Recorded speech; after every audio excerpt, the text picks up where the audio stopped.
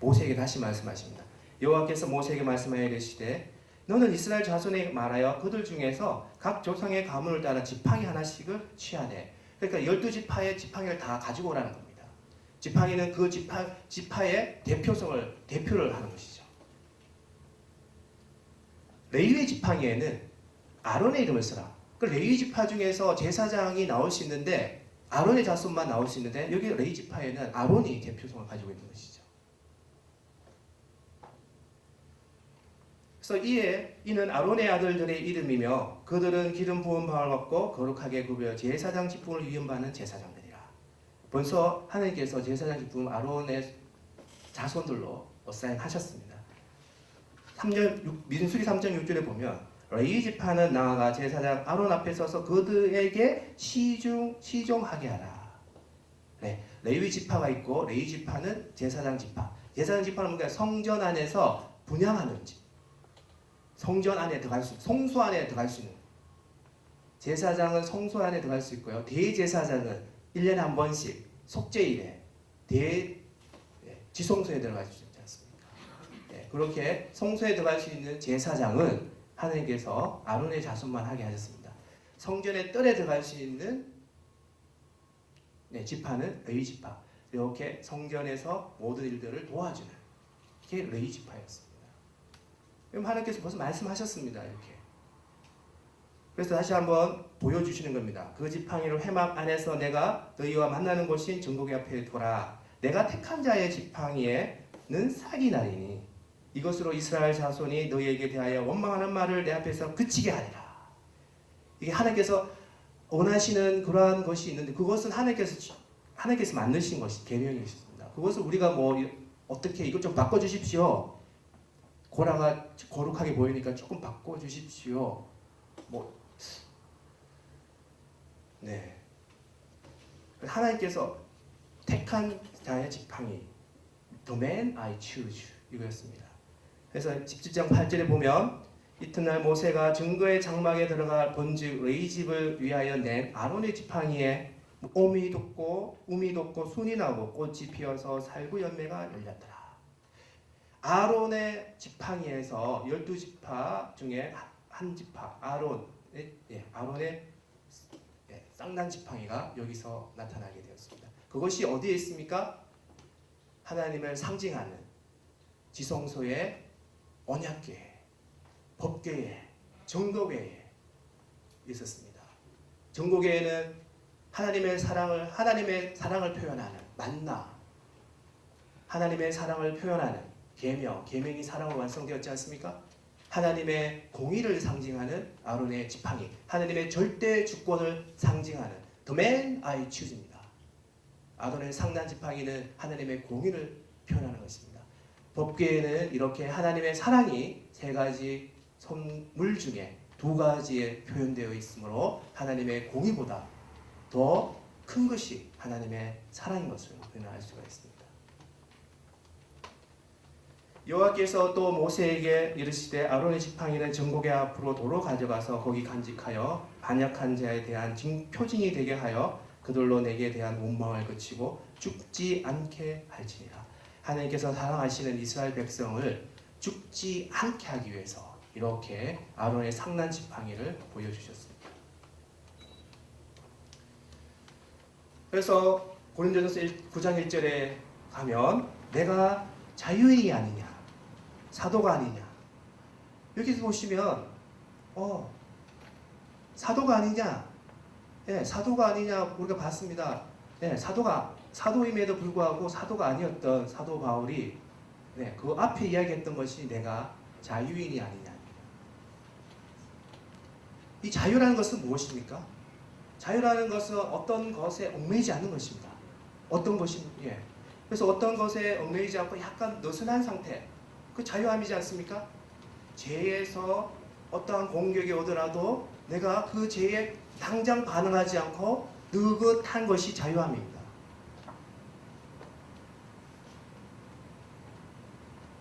진리를 알지니 진리가 너희를 자유롭게 할지라. 내가 자유하려면 무엇을 해야 됩니까? 예수님께서 말씀하셨습니다. 진리를 알아야 내가 자유한다는 것입니다. 사도 바울이 너는 사도가 아니야 이렇게 해서 분노와 모세처럼 분노를 낼 수가 있지만 그 분노 악에서부터 자유로웠다는 것은 하나님을 알았기 때문입니다. 진리를 알았기 때문입니다. The truth will set you free입니다. 그들을 진리로 거룩하게 하옵소서. 하나님의 말씀은 진리입니다. 진리는 하나님의 말씀입니다. 하나님은 모든 사람이 구원을 받으며 진리를 아는 데에 이르기를 원하시니라. 하나님은 우리가 하나님 사랑합니다. 하나님 저의 구원자로 하나님 우리 구원자이십니다. 우리가 입으로 고백하는 그 구원을 받은 후에는 어떻게 해야 된다는 것입니까? 하나님을 계속 알아가야 된다는 것입니다. 네, 모세도 하나님을 계속 알아가는 과정에 있었고요. 그 과정에 반역이 있었고요. 그 반역에서 좀 자유롭지 못했었죠. 공격했지만 선으로 반응을 해야 되는 바울같이 그렇게 하지 못하고 공격을 받았을 때 very angry 했죠.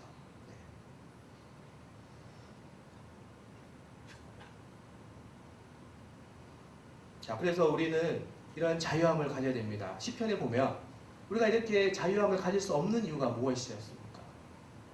하나님을 자꾸 알려고 하는데 하나님 쪽으로 자꾸 가려고 하는데 갈 수가 없었던 이유가 있었습니다.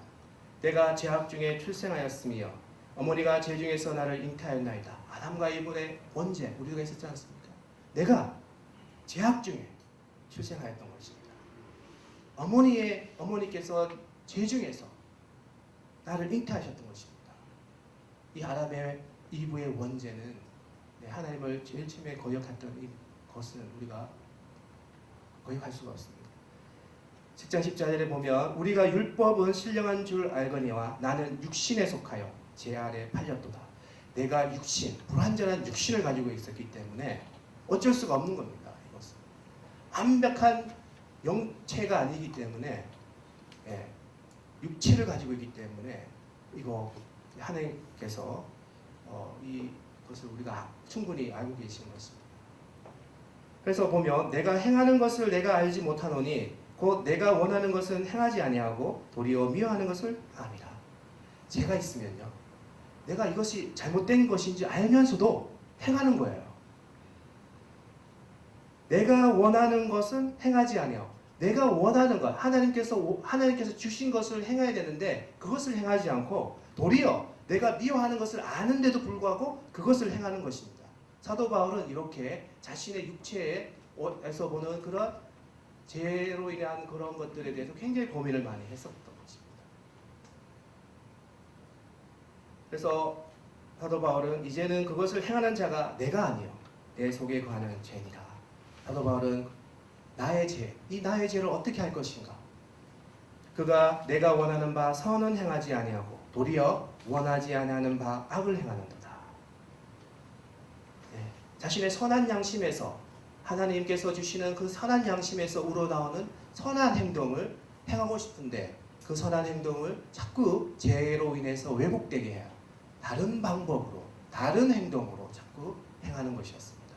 사도 바울은 여기에서 벗어나야 된다고 하고 있습니다. 그러므로 내가 한 법을 깨달았노니 그 선을 행하기 원하는 나에게 악이 함께 있는 것이로다.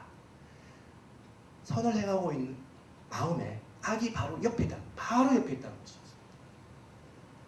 선을 행하면 좋은데 그게 자꾸 바로 옆에 악이 존재하기 때문에 영향을 받고 있는 것이었습니다. 내 지체 속에서 한 다른 법이 내 마음의 법과 싸워 내 지체 속에 있는 죄의 법으로 나를 사로잡는 것을 보더라. 내 안에 있는 이 죄의 문제. 25절에 우리 주 예수 그리스도 말미암아 하나님께 감사하리로다. 그런즉 내 자신이 마음으로는 하나님의 법을 육신으로는 죄의 법을 섬기는 그러한 죄 가운데 있더라도 예수 그리스도께서 오셔서 우리의 죄를 사하여 주시는 그런 과정이 있지 않습니까? 예수님께서 죄를 어떻게 이기시는지 우리에게 충분히 얼마나 많이 보여주셨습니까? 죄를 극복하셨고요. 죄가 없으셨고요. 우리는 그것을 모델로 삼을 수 있고요. 보여주셨습니다. 제가 있는 이 세상에, 성과 악이 공존하는 이 세상에서 오로지 선으로만 사신 예수님을 우리는 모델로 볼 수가 있는 겁니다. 그대로 보여주신 것이었습니다. 왜? 우리가 불완전한 육체를 가지고 있기 때문에 자꾸 불완전해서 넘어지는 것을 하나님께서는 보시고, 처음부터 보시고, 태초부터 보시고, 이제 내려오셔서 보여주신 것이었습니다. 이는 그리스도 예수 안에 있는 생명의 성령의 법이 죄와 사망의 법에서 너를 해방하였습니다. Set me free from the law of sin and death입니다. 이제 내가 죄로부터 해방된 겁니다. 하나님의 성령으로 인해서 하나님께서 나를 가이드하시고, 하나님께서 지극적으로 나를 계속적으로 나를 가이드해 주시고, 나를 죄이면 죄인 것처럼 아주 젠틀하시게 나에게 알려주시고, 그러한 과정들을 체험하게 하시고, 그 과정에서 나를 하나님께로 가게 하여 주시고, 그러므로써 내가 죄로부터 점점 멀어질 수 있도록, 이제부터는 내가 어머니가 내 태부터 죄로 탄생하였지만 이제부터는 조금씩 하나님께로 가는 것을 보여주시지 않습니까? 네, 자유함이 이런 것입니다. 네, set me free from the sin입니다. 네. 율법이 육신을 말미암아 연약하여 할 수 없는 그것을 하나님은 하시나니, 하나님은 하신다는 것입니다. 내가 이것이 선한 것인데 선한 행동을 해야 되는데, 죄 때문에, 바로 옆에 있는 악 때문에 선하게 행동하지 못했는데, 하나님께서는 나를 선하면 선한 행동 그대로 하실 수가 있다는 것입니다. 이것이 바로 하나님께서 우리에게 주시는 선물이었는 것입니다. 내가 올바른 것을 행할 수 있도록 하나님께서 해주신다는 것이었습니다. 너희가 육신대로 살면 반드시 죽을 것이로되 영으로서 몸의 행실을 즐기면 산다는 것입니다. 육신의 연약함을 우리가 이겨낼 수 있다는 것입니다. 하나님께서 하실 수 있다는 거 보여주시는 거죠. 내가 올바른 것을 행할 수 있는 그런 자유함이 있다는 것입니다. 바로 옆에 있는 죄가 유혹을 하지만 저도 쉽지 않습니다. 칭의 구원 다음에 하나님께로 가는 그런 과정, 이런 하나님께로 가는 과정들이 쉽지 않습니다. 모세도 지금 어떻습니까? 고라가 반역했을 때 다른 방법으로 할 수도 있었지만 즉각 대결을 했고요. 그 다음에 어떻게 했습니까? 즉각 대결했죠. 분도 내고요. 그렇게 했습니다. 그래서 우리가 죄에서 벗어나려면 어떻게 해야 하는지, 세례 요한이 광야에 이르러 죄 사함을 받게 하는 회개의 세례를 전파하니, 이렇게 말씀하십니다. Repentant for the forgiveness of sins입니다. 우리는 죄가 있는 연약한 육체를 가지고 있지만 하나님께서는 우리에게 회개할 수 있는 그러한 기회를 주셨습니다. 회개하라. 세례 요한이 회개하면 우리가 선한 곳으로 갈 수 있는 것입니다. 예수께서 이르시되 내가 곧 길이요 진리요 생명이니 나로 말미암지 않고는 하나님께로 올 자가 없느니라. 이렇게 말씀하십니다. 죄에서 우리가 해방되려면 진리이신 예수님을 알아가는 것이, 회개하고 난 후에 우리가 지속적으로 하나님을 알아가는 그런 과정이 중요하다. 이렇게 보고 있습니다.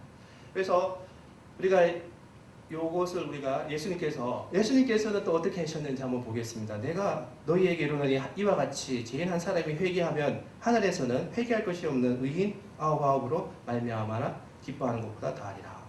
여기 보면 예수님께서 비유를 들어주십니다. 또 이르시되 어떤 사람에게 두 아들이 있는데, 자, 모세도 지금 사역을 하는 가운데 반역을 당하고요. 세례 요한도 사역을 하는데 이상한 일이 생기고요. 또 사도 바울도 사역을 하는 가운데 사도가 아니다, 이렇게 얘기하고 있습니다. 예수님의 실제 생활 모습은 어떻습니까?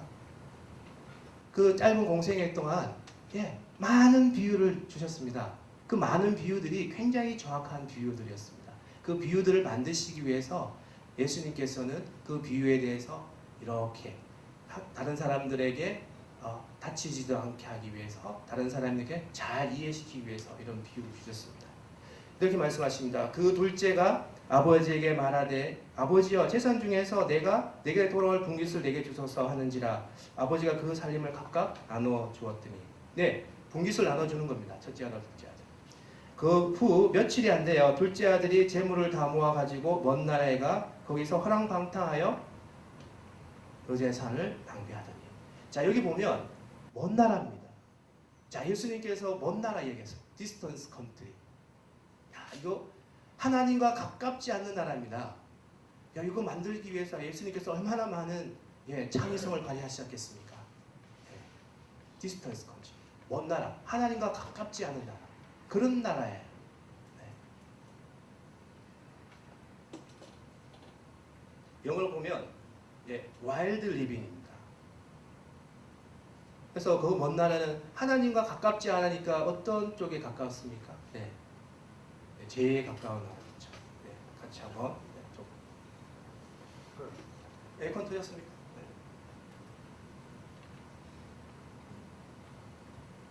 그래서 이 먼 나라에 가서 생활하고 있습니다. 다 없앤 후에 그 나라에 크게 흉년이 들어 그가 비로소 궁핍한지라. 그 나라에는 신기하게도 자기가 가지고 있는 걸 다 이렇게 잃었는데도 흉년이 들고 있습니다. 또 궁핍해집니다. 가서 그 나라 백성 중 한 사람에게 붙여 사니. 이렇게 합니다. A citizen of that country. 그 나라 백성과 같이 사는 겁니다. 하나님과 가깝지 않은 나라의 백성과 같이 사는 것입니다. 그가 돼지 먹는 지엄 열매로 배를 채우고자 하되 주는 자가 없느니라. 네, 영적 허기가 있는 겁니다. 하나님의 은혜를 다 잃어버린 상황에서 그 나라에 가면 하나님의 영적 그러한 은혜를 다 잊어버린 상황에서 영적 호기심을 달랠 수가 없는 그런 나라입니다. 이에 스스로 돌이켜 이르되 내 아버지에게는 양식이 풍족한 품꾼이 얼마나 많은가. 나는 여기서 줄여주는구나. 스스로 돌이키는 것이 여기 참 중요합니다. 이것이 바로 내가 그러한 돼지 지엄 열매를 먹는 그러한 상황, 그런 상황을 알고 이렇게 스스로 돌이키는 상황. 아버지께는 양식이 풍족한 품꾼이 많다는 겁니다. 그 말은 무슨 말입니까? 하나님의 은혜가 많은 사람, 가서 들으면 하나님의 가르침이 있는 사람, 하나님의 사역을 충성되게 봉사하는 그런 분들, 그런 품꾼들이 많이 있다는 것이었습니다. 근데 그렇지 않은 곳에 가서 보면 하나님의 은혜를 받을 수 없고 그런 사람들과 교류할 수 없는, 나의 영적 고갈을 해결해 줄 수 없는 그런 상황이었습니다. 내가 일어나 아버지께로 가서 이르기를 아버지, 내가 하늘과 아버지께 죄를 지었사오니. 이렇게 죄를 고백하는 것을 볼 수가 있습니다. 그래서 둘째 아들은 그 먼 나라에서 참 고귀하게도 이렇게 하나님께로 돌아올 수 있는 그러한 마음을 가지게 되었습니다. 지금부터는 아버지의 아들이라 일컬음을 감당하지 못하겠나이다. 나를 품꾼의 하나로 보소서 하리니 하고, 이에 일어나서 아버지께로 돌아가리나 아직도 거리가 먼데 아버지가 그를 보고 측은히 여겨 달려가 목을 안고 입을 맞추니. 아버지께서 아들 주시는 걸 볼 수 있죠. 아들이 이르되 아버지, 내가 하늘과 아버지께 죄를 지어 사오니 지금부터는 아버지의 아들이라 일컬음을 감당하지 못하겠나이다 하나, 아버지는 종들에게 이르되 제일 좋은 옷을 내어다가 입히고 손에 가락지를 끼고 발에 신을 신기라. 그리고 살찐 송아지를 끌어다가 잡으라. 우리가 먹고 즐기자 하는 아버지께서 이렇게 환대하시는 모습을 볼 수 있습니다. 이 내 아들은 죽었다가 다시 살아났으며 내가 잃었다가 다시 얻었노라 하니 그들이 즐거워하니라. 그래서 옳은 일을 행하고 싶었지만 옳은 일을 행할 수 없었던 둘째 아들이 이제 하나님의 은혜를 깨닫고 이제 옳은 일을 행할 수 있는 자유함을 얻게 되는 그런 모습을 볼 수가 있었습니다. 근데 여기 보시면 맏아들은 밭에 있다가 들어와 집에 가까이 왔을 때 풍악과 춤추는 소리를 듣고 한 종을 불러 이 무슨 일인가 물은데 대답하되 당신의 동생이 돌아왔음에 당신의 아버지가 건강한 것을 다시 맞아들이게 되므로나요 살찐 송아지를 잡았나이다 하니 그가 노하여 들어가고자 하지 아니하거늘 아버지가 나와서 권한대. 네, 첫째 아들이 노합니다. 누가 노했습니까? 네, 아버지의 집에 거하는 자는 누구였습니까? 맏아들이었습니다. 아버지와 함께 하나님의 말씀을 들었던 모세가 고라의 반역에 벨이 노했죠. 네, 아버지의 집에 거했던 큰아들은 이렇게 아버지의 말씀에 대해서 좀 더 깊게 알아가는 과정에 있는 큰아들이었습니다. 그래서 이렇게 도를 바라는 것을 또한 볼 수가 있습니다. 아버지께서 대답하여 이르되 내가 여러 해 아버지를 섬겨 명을 어김없거늘 내게는 염소 새끼라도 주어 나와 내 벗으로 즐기게 하신 일이 없더니. 그러니까 아버지 집에서 계속 봉사하고 충성하고 했는데 송아지 안 잡아주셨습니다. 안 잡아주시고 뭐가 있습니까? 염소도 잡아주시지 않았습니다. 그게 서운한 거예요. 큰아들은. 근데 저기 멀리서 죄에 빠져있던 작은 아들이 왔는데 송아지를 잡아주시는 거예요.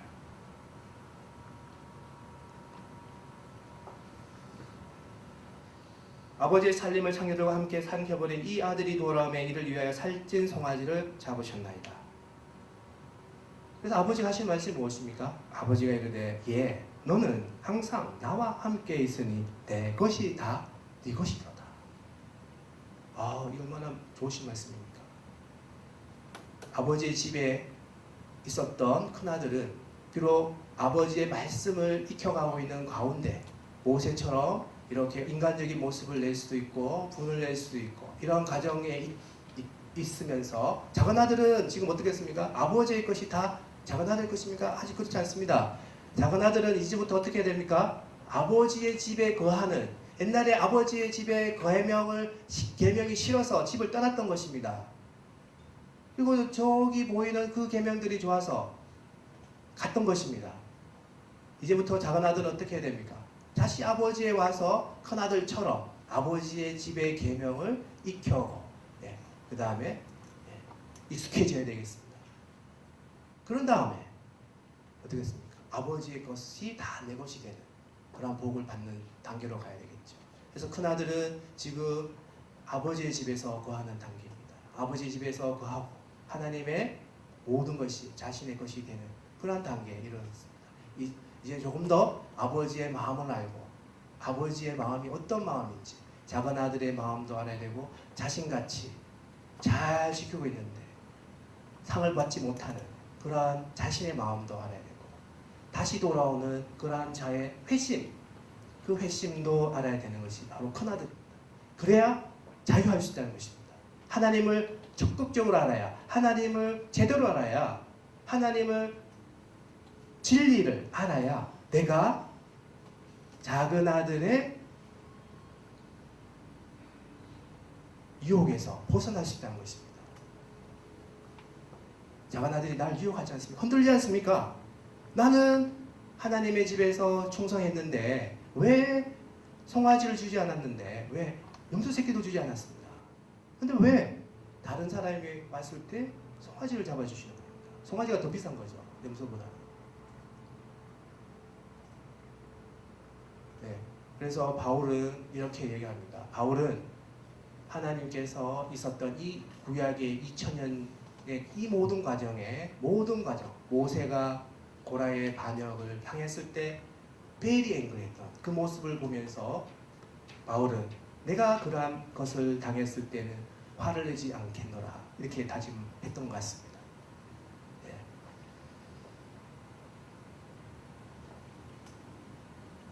그래서 우리가 사역자, 믿음자가 세상에서 우리가 사역을 하면서 세상 위치와 다른 사역자의, 믿음자의 위치는 내가 하나님의 사역을 하면서 하나님의 사역에 조금이라도 거치게 되면 나의 주장은 바로 내려놓겠다. 그런 것이 바로 사도 바울의 모습이었습니다. 세상 위치와 다른 세상의 왕은 자신 이외에 없습니다. 자기 위에 더 이상이 없습니다. 그러나 교회에 그리고 이 모세나 이런 이스라엘 왕들은 보면 바로 위에 하나님이 계신 겁니다. 하나님의 명령하지 않고서는 어떠한 일도 하지 않았으며 하나님의 명령을 그대로 받아들였던 것입니다. 그것이 바로 믿음자의 논리입니다. 하나님을 정확히 알아야 우리가 세상 이치가 사역자의 이치가 되었으면 절대 안 됩니다. 세상 이치는 무엇입니까? 내가 반역을 받으면 그 사람을 쳐야 됩니다. 반역받으면 그 사람이 나의 권리를 주장하면 그 권리를 주장하지 않기 위해서 그 사람을 쳐내야 됩니다. 그게 세상 이치입니다. 사역자의 논리는 이것이 치면 내가 내려놓는 겁니다. 왜? 하나님의 복음의 전파에 조금이라도 누가 되는 것은 사역자의 논리가 아니기 때문입니다. 그래서 세례 요한도 자신의 세례를 기득권을 주장하지 않았고요. 바울도 자신의 생활 보장권을 요구하지 않았습니다. 왜? 그 생활 보장권을 보고 잠시 믿음에 주춤하는, 믿음에 성장하는 형제 자매들이 있기 때문입니다.